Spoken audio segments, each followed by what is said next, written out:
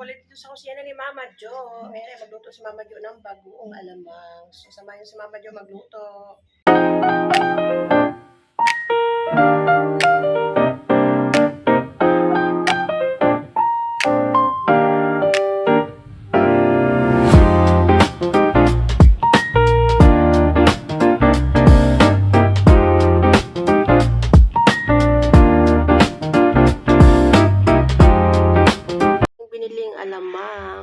Hugasan ko yan kasi maalat ito. Sobra. So, hugasan lang natin ng isang beses. So, yan guys. Hugasan ko lang yung ating bagoong alamang. Kasi maalat talaga to. Wala kasi yung isang binibili ko yung parang brown. Ito talaga ay maalat. Isang beses lang hugasan natin. Para hindi ganun kaalat. Nagpaluto yung anak ko nito kasi nga ay may mangga.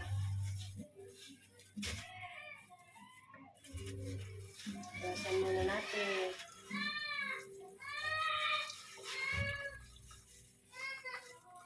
₱30 lang naman. Bili.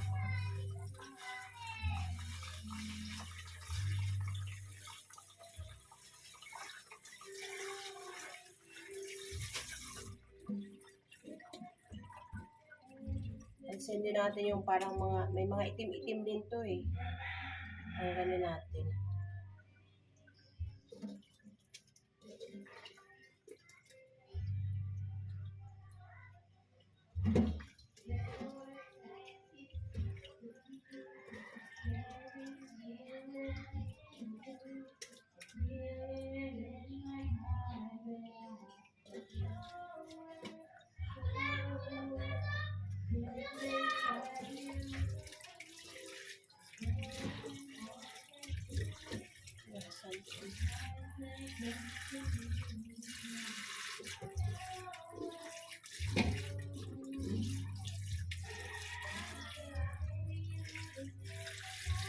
So, ayan na.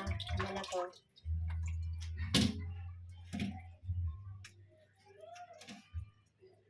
Kasi maalat talaga. Maalat talaga ang bagoong na ganyang kulay. Pula or pink.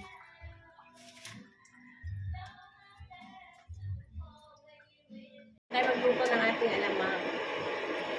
Tutuin ko muna sa suka.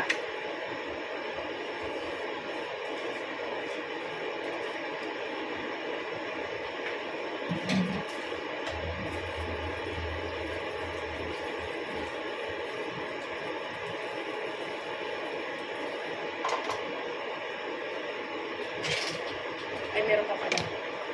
So, lagyan muna natin guys ng suka.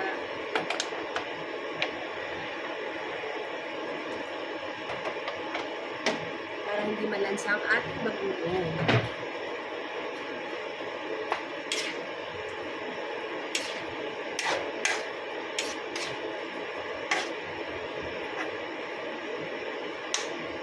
Yung mga ano talaga, yung isdang ano to yung sa'yo maliliit na.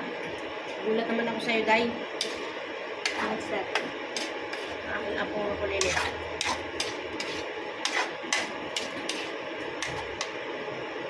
Guys, pakuluin lang natin tapos ano natin yung sabaw. Patuyuin natin.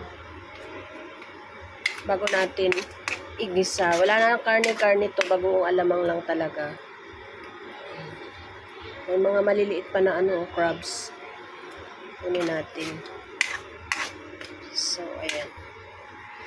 Natutuyo na. Tapos patuyuin pa natin bago tayo mag-isa.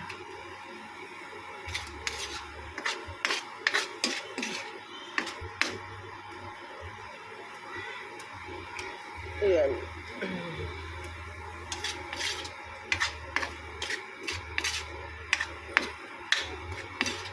Ayan. Natuyo na yung ating nilagay na suka. So, patayin ko muna ang apoy. Tanggalin natin yan. Lagyan natin sa mangko. So, ayan. Dahil tuyo na, mag-isa na tayo.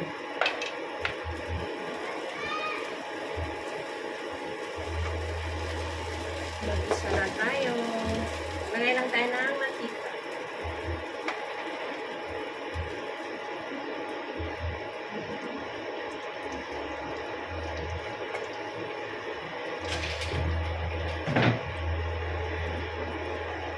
Maglalagay din tayo ng sili.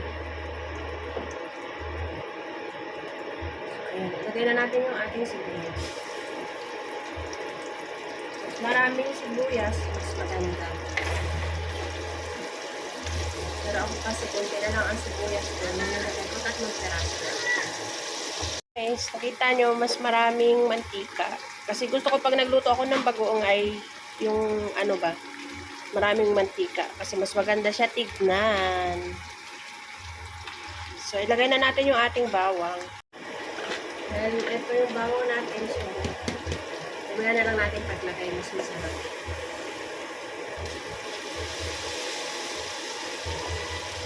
Tira lang ako ng konti. Wala na naman pala akong bawang.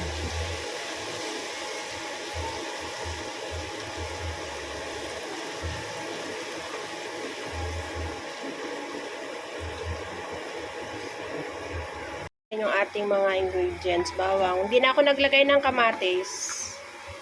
Depende sa inyo kung gusto niyo maglagay. Ako hindi na ako naglalagay talaga pag nagluluto ako ng bagong alamang. Yan. Bawang sibuyas lang. Sold na yan. Okay na yan.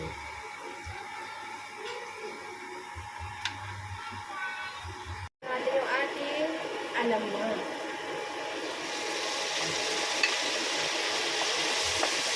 Hinaan ko lang nga po. Para hindi masulo.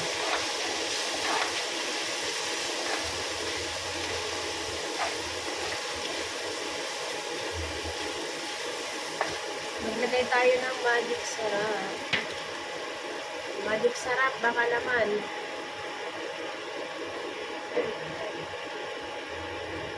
Dalawang sando kasi maalat.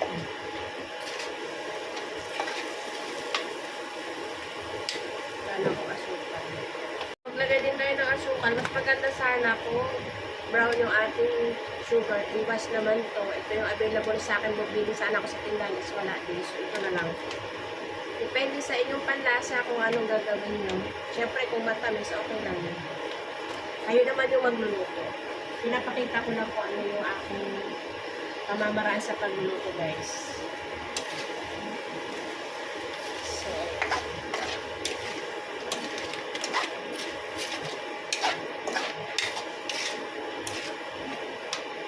at lagyan natin ng sili. Lagyan ko muna ng 2 baka supang ako. Cut natin.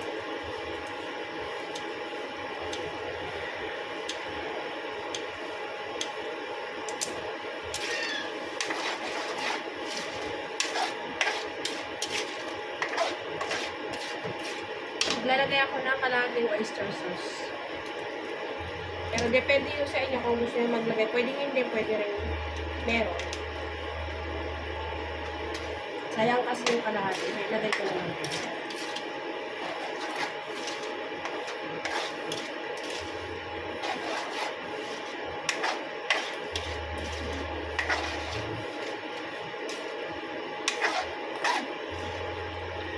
Naamoy ko yung sili.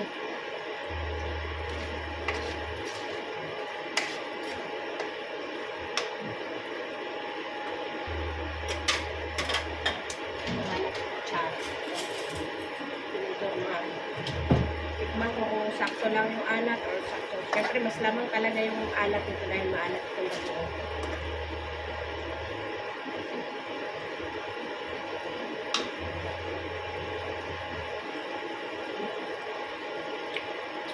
So, sakto siya sa lamis. Sakto din yung alat dahil hinugasan natin siya, guys. Dagan ko na lang ng siling, hindi siya maanghang. Bali 3 peraso ang aking inilagay na siling labuyo. Yung siling labuyo nyo para hindi masira, ilagay nyo sa freezer. Kasi pag kukuha kayo isa-isa, kahit ilan ano pa yan, hindi siya masisira. Sakto na yung asukal na nilagay ni Mama Jo. So, tingnan nyo. Yung bagong alamang, guys. Kung dark yung ating nilagay na asukal, mas matingkad sana kulay niyan. Pero kasi wala tayo noon, so okay na yan. So, ayan na yung ating bagong alamang, guys. Yan. Paglutang sa mantika, maganda tignan, di ba?